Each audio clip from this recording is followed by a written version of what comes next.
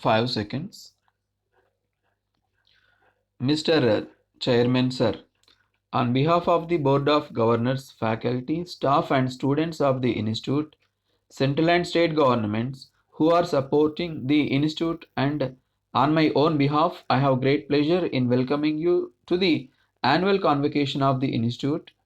We are particularly grateful to the Honorable Minister for Education and Social Welfare for having consented to deliver the convocation address this year.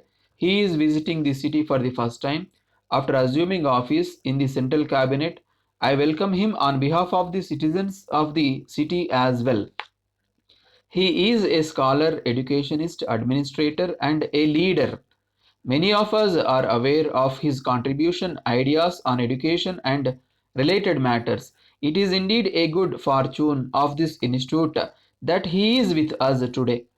I wish to point out that this institute has perspectives and programs in keeping with some of the ideas which you personally have declared and the current thinking in the country on education, training, and research.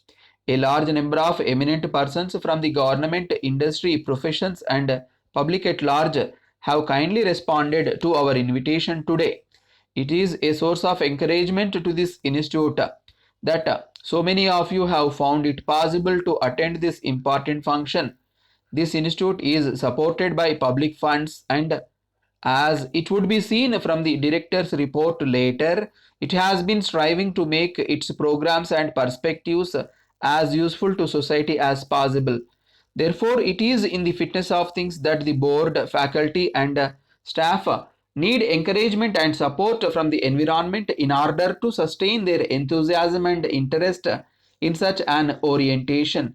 I and my fellow colleagues in the Board of Governors welcome you on this happy occasion to witness the second batch of graduates who are passing out.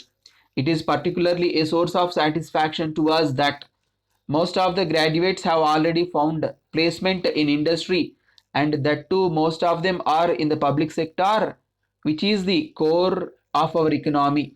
Sir, I wish to take this occasion to express my appreciation of the members of the board, faculty, and staff of the institute who within a short period have built a full-fledged institution comparable in operations to other institutions in the country.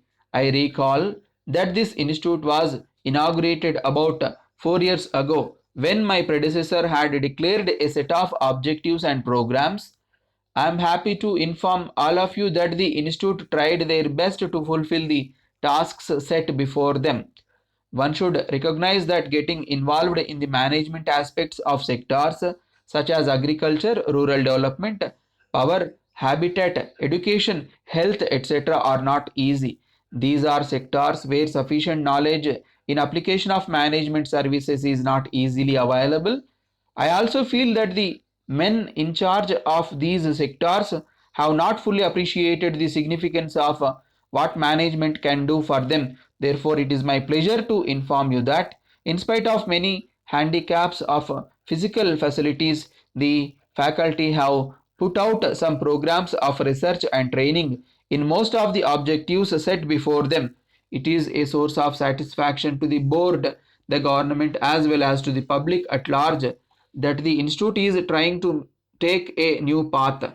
It also happens that this new direction is in keeping with the current thinking in the country regarding programs to be adopted in economic and social department. Our special emphasis is on agriculture and rural development. We have done a number of interesting studies, including modernization of bullock cart, soil distribution, land use policy, use of steel in rural areas, animal husbandry, and dairy development. During distribution for primary health centers, nutrition levels in villages, and a number of projects concerned with the non-organized sector such as socially handicapped women, construction workers, and hotel workers. The idea of these studies is to devise a system whereby the non-organized sector can reach the development process to some extent.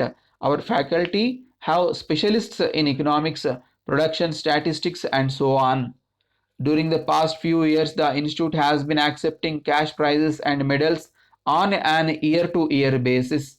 The institute has now decided to request that in the best interest of mutual development and also to build necessary continuity to such rewards and medals, it would be helpful if such things and cash awards are instituted on the basis of an endowment by well established industrial organizations for the best performance in the area of financial management. I can only hope that voluntary societies will spring up everywhere for the development of art, science, social welfare, and education, each in its own small way able to contribute to the development in the large. It requires a new generation of dedicated men like our past freedom fighters. I wonder if management scientists can help in this process because the country can never progress without people taking active part in the development process with a natural feeling for it rather than by government ordinances, at least in the society which we have defined for ourselves. I also wish to put in a word of congratulations and appreciation to the students of this year. I am particularly happy that they have been given orientation in social responsibility and in social awareness of the problems of the country, which need a different kind of attitude and skill. I do hope that all of them will keep in view that whatever be their career interest, they will not sacrifice the country's interest. All professional institutes should have a relook at their values and attitudes in order to make them much more productive for the upliftment of the people of our country. I am sure that the students who are graduating would bear in mind that it is their duty to serve their country as they have been educated at public expense. Finally, I welcome all the citizens, mass media, men and others who are here to share with us our happiness on this joyous occasion. I am confident that we can bank on their support and blessings to make this institute a genuine instrument of the society for socio-economic development.